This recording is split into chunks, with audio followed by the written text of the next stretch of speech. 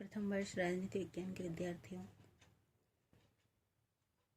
आपके प्रथम प्रश्न राजनीति विज्ञान के मूल आधार के अंतर्गत आज मैं आपको बहुत ही महत्वपूर्ण विषय लोक कल्याणकारी राज्य के बारे में बताने जा रही हूँ।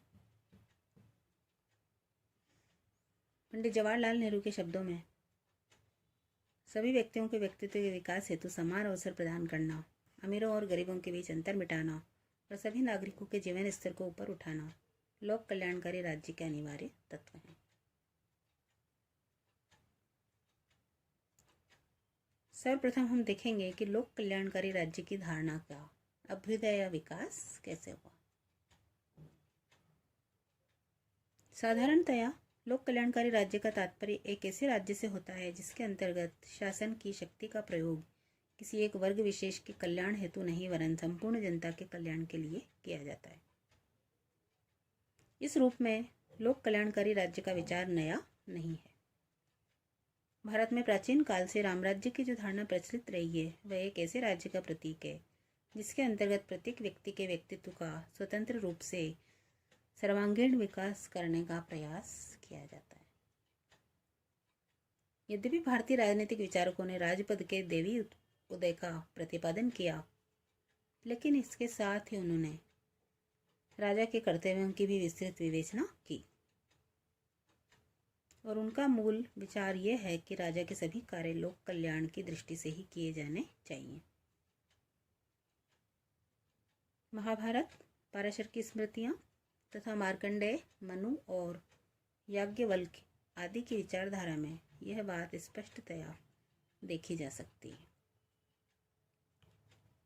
उदाहरणार्थ, वेदव्यास ने महाभारत में लिखा है कि जो नरेश अपनी प्रजा को पुत्र के समान समझकर उसकी चतुर्मुख उन्नति का प्रयत्न नहीं करता वह नरक का भागी होता है। लगभग इसी प्रकार की धारणा यूनान के नगर राज्यों में भी प्रचलित रही। प्लेटो और अरस्तु के द्वारा राज्य एक नैतिक संगठन माना गया है जिसका उद्देश्य किसी वर्ग के हित में नहीं वरन सभी नागरिकों के हित में कार्य करना है। इसी विचार को लक्ष्य करते हुए अरस्तु ने कहा कि राज्य जीवन के लिए अस्तित्व में आया और वह सद्जीवन के लिए अस्तित्व में बना हुआ है। इस प्रकार अपने मूल रूप में लोक कल्याणकारी राज्य की धारणा सदैव ही विद्यमान रही।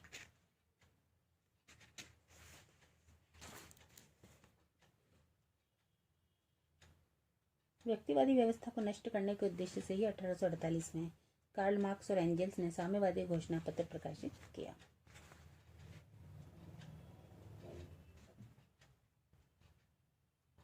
उनके द्वारा अपनी शासन व्यवस्था को सर्वजन हितकारी बनाने का प्रयत्न किया गया और अपनी शासन व्यवस्था में परिवर्तन करने के उद्देश्य से उनके द्वारा राज्य के जिस रूप विशेष को अपनाया गया वह लोक कल्याणकारी राज्य के नाम से प्रसिद्ध हुआ।